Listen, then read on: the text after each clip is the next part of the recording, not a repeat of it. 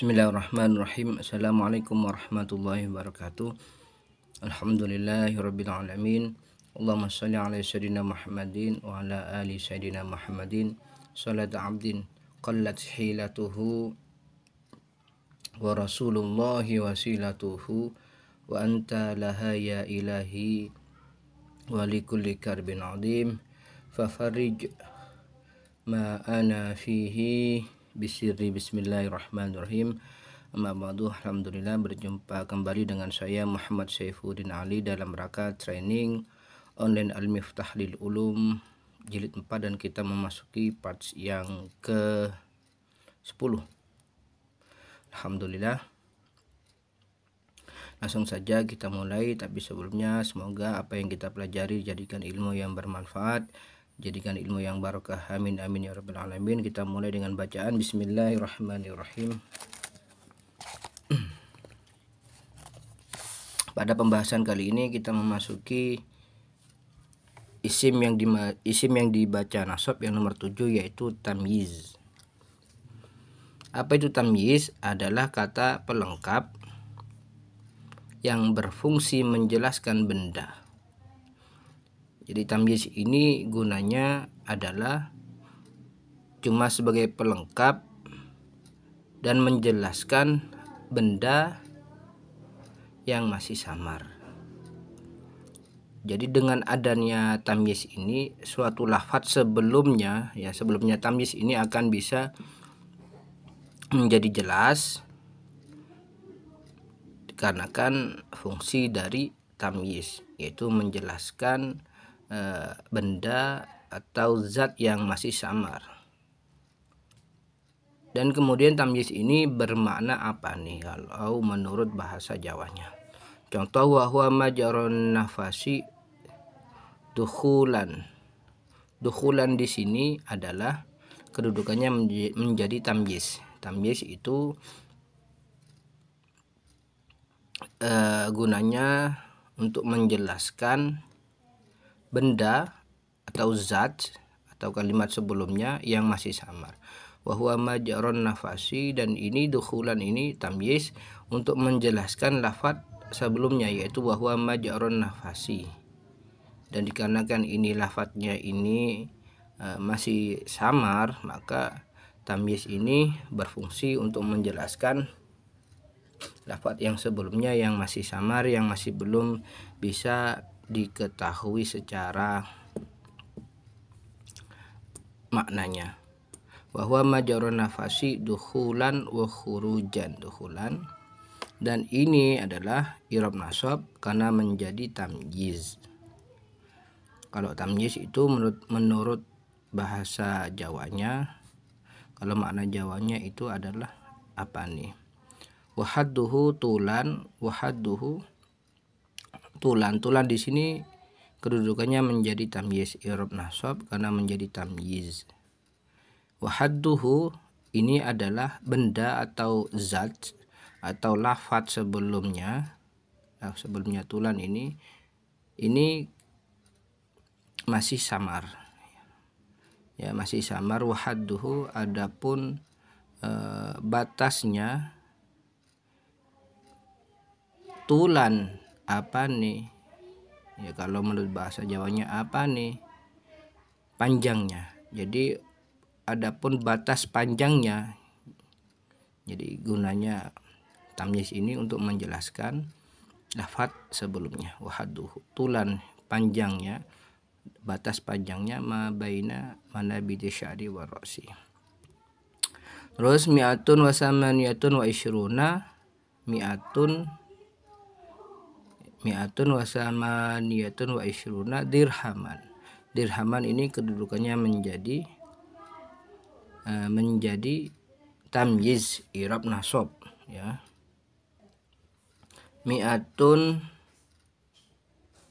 100 wa samaniyatun 8 wa isyruna 20. Jadi 128.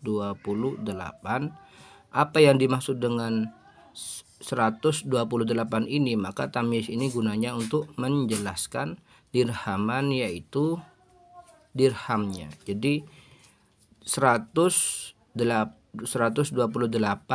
dirham.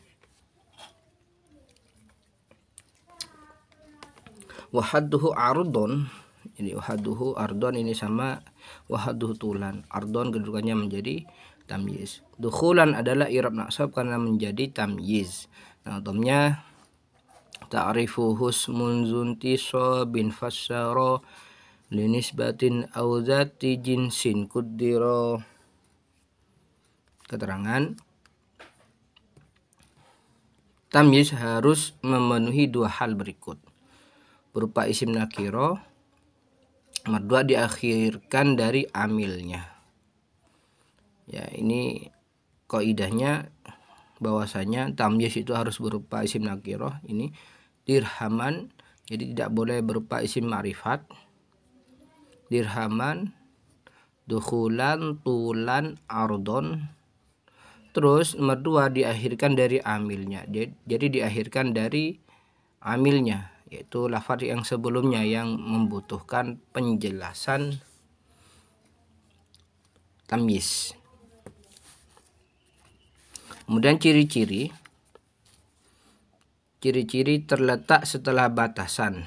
Wahadduhu, ini wahadduhu adalah batasan, maka setelahnya batasan ini kedudukannya menjadi tamyiz. Wahadduhu adapun batasannya tulan, batasan panjangnya, ma baina manabiti sya'ri rasi.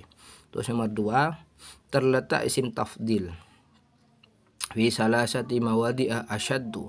Asyaddu ini adalah isim tafdil, maka setelahnya isim tafdil ini akan berkedudukan menjadi tamyiz. Asyaddu ini isim tafdil, ya asalnya asydadu, ikut wazan af'alu. Istihbaban ini adalah kedudukannya menjadi tamyiz dan berupa isim nakiroh. Istihbaban. Nomor 3, terletak setelah hitungan 11 sampai 99.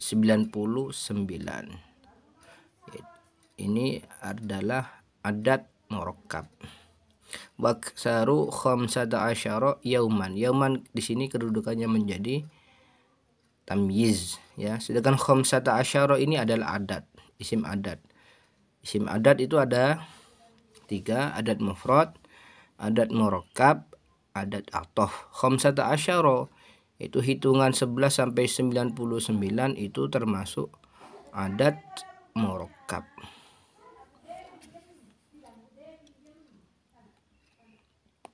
Adat murakkab dan ada adat atof juga, ya.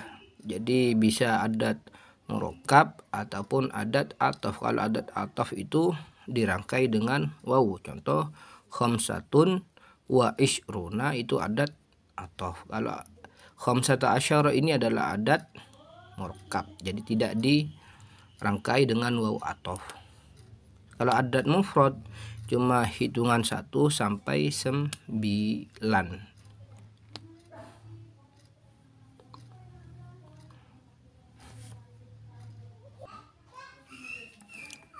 Saya ralat bahwasanya adat mufrad itu hitungan 1 sampai 10, dan mi'atun dan alfun itu termasuk adat mufrad, ya. Mi'atun dan alfun, lafaz mi'atun dan lafaz alfun itu termasuk adat mufrad.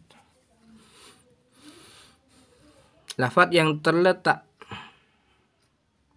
setelah selain hitungan 11 sampai 99 menjadi mudhaf ilaih. Contoh salah satu rijalin. Jadi bahasanya adalah lafaz yang terletak setelah adat mufrad, ya, setelah adat mufrad itu akan menjadi mudhaf ilaih. Contoh salah satu rijalin. Salah satu ini adat mufrad, hitungan 1 sampai 10. Salah satu ini artinya 3. Salah satu rijalin 3 laki-laki. Nomor 4, kebanyakan tamyiz berupa isim jamid. Contoh waksaruhu zamanan. Zamanan ini adalah jamid karena jamid, dan ini berupa masdar masdar ghairu mim dari fi'il madhi sulasi mujarrad. Istihbaban, contoh di sini ada tadi ini ya. Istihbaban ini adalah berupa isim mustaq. Istihban istif'alan ini berupa isim mustaq. Kalau yang selainnya itu kebanyakan berupa isim jamid, baik yang berupa nama ataupun masdar ghairu mim. Kalau yang ini istihbaban ini adalah berupa isim yang mustaq. Tapi di sini kebanyakan ya, kebanyakan tamyiz berupa isim jamid. Jadi di sini tidak menyebutkan apa itu tamyiz itu pasti berupa jamid, bukan seperti itu, tapi cuma menyebutkan kebanyakan. Kita lanjut pada setelahnya yang nomor 8, yaitu isimnya la, yaitu apa itu la? La ini adalah la li nafsil jinsi. Apa itu la li nafsil jinsi? Setiap kata yang menjadi isimnya la, dan la ini fungsinya untuk meniadakan jenis ya, meniadakan jenis. Kemudian i'rabnya harus dibaca nasab, isimnya la tanpa tanwin. Contoh, al maitatul lati la dama laha sailun. Isimnya la itu adalah la, setelahnya la ini dama, berarti dama ini kedudukannya menjadi isimnya la. Dan i'rabnya i'rab nasab tanpa tanwin. Kemudian fungsi dari la ini adalah untuk meniadakan jenis. La dama tidak ada darah. La dama tidak ada darah. Jadi meniadakan jenis darah. Jadi menyebutkan tidak ada darah sekalipun. Wala hurmata fihi mutlaqon. Kemudian di sini juga hurmata kedudukannya menjadi isimnya la, dibaca nasab tanpa tanwin. Dan ini untuk meniadakan juga law kana hunaka haidun fala naqdo hina idin. Fala naqdo ini adalah la nafsil jinsi, naqdonya adalah isimnya la. I'rabnya bagaimana? I'rab nasab tanpa tanwin. Wa ammal khunsa mushkilu fala ghusla alaihi. Fala ghusla, la ghusla asalnya la ghusla. La ghusla adalah la li nafsil jinsi, isimnya adalah ghusla. I'rab apa? I'rab nasab. I'rab nasab tanpa tanwin. Ya, ini gunanya untuk meniadakan jenis. Dama adalah i'rab nasab tanpa tanwin karena menjadi isimnya la. Kemudian nadamnya amala inna ja'al lila fin nakirah mufradan ja'atka au mukarrara. Keterangan amalnya la itu sama dengan amalnya inna, yaitu menasabkan isim fathah tanpa tanwin dan merofakkan khobar. Jadi la dan inna itu pada dasarnya sama ya, pengamalannya juga sama, yaitu tansibul isma wa tarfa'ul khobar, menasabkan isim dan merofakkan khobar. Tapi bedanya kalau la ini adalah menasabkan isim tapi isimnya itu tidak boleh ditanwin. Contoh la dama tadi, la dama fala hurmata ya. Sedangkan kalau isimnya inna itu boleh bertanwin dan boleh tidak. Kalau isimnya inna, kapan boleh bertanwin? Kalau tidak ada alnya. Kapan bertanwin ya? Kalau tidak ada alnya. Kalau ada alnya tidak boleh bertanwin. Kalau tidak ada boleh bertanwin. Kalau itu isimnya inna. Sedangkan kalau isimnya la itu tidak boleh tanwin, fathah tanpa tanwin. Yang B, isim yang dinasabkan oleh la harus berupa isim nakiroh. Fala ghusla. Ghusla ini menjadi isimnya la ya, dan ini dinasabkan oleh la li nafsil jinsi. Dan di sini isimnya la ini harus berupa isim nakiroh.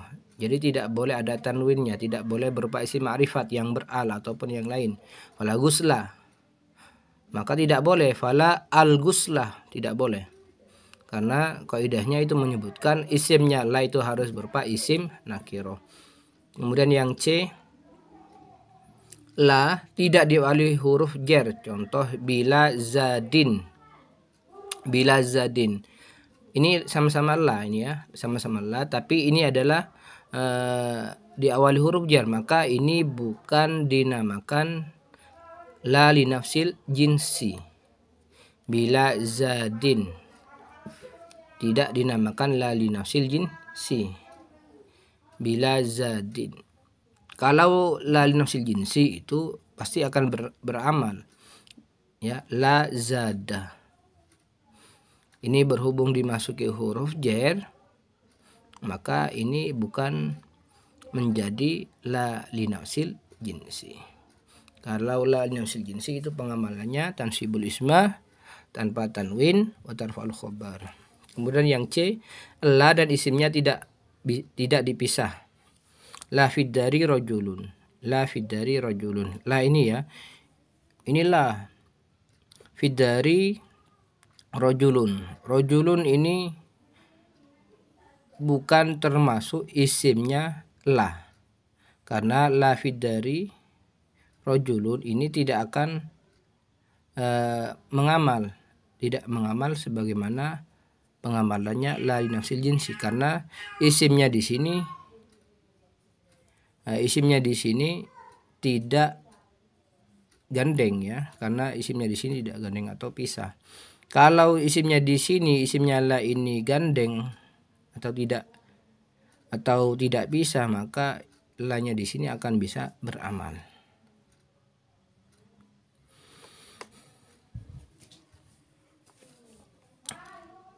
Ya, jadi ini berhubung isimnya ini dipisah, maka la di sini bukan la li nafsil jinsi, karena tidak sesuai dengan kaidahnya. Jadi kaidahnya itu la itu tidak boleh, isimnya la tidak boleh dipisah. Kalau dipisah maka bukan la li nafsil jinsi. Kemudian yang E, khobarnya la kebanyakan dibuang karena sudah maklum. Contohnya wasya'a fi dzal babi isqatul khabar idzil muradu ma'sukutihi dhahar. Jadi khabarnya la ya, khabarnya la itu kebanyakan dibuang. Kenapa dibuang? Karena sudah maklum. Jadi perbedaannya antara pengamalnya inna dan la itu sama-sama tansibul isma wa tarfa'ul khobar. Tapi kalau la itu isimnya la itu fathah tanpa tanwin, kemudian khobarnya juga kebanyakan dibuang. Sedangkan khobarnya inna itu tidak dibuang ya, dan isimnya inna boleh bertanwin ataupun tidak bertanwin. Itu yang membedakan antara pengamalannya la dan inna.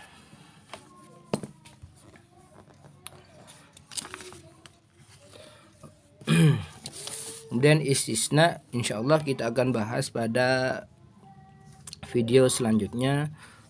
Ya, mudah-mudahan apa yang kita pelajari jadikan ilmu yang bermanfaat, dijadikan ilmu yang barokah. Dan untuk teman-teman yang belum subscribe, kami mohon untuk subscribe dan like video ini sebanyak-banyaknya agar video ini bisa berkembang, channel ini bisa berkembang dan dapat memberikan manfaat yang nyata kepada seluruh umat. Untuk yang sudah subscribe, kami doakan semoga antum semua diberikan kemudahan oleh Allah Subhanahu wa taala, diberikan rezeki yang halal dan barokah. Amin amin ya rabbal alamin. Assalamualaikum warahmatullahi wabarakatuh.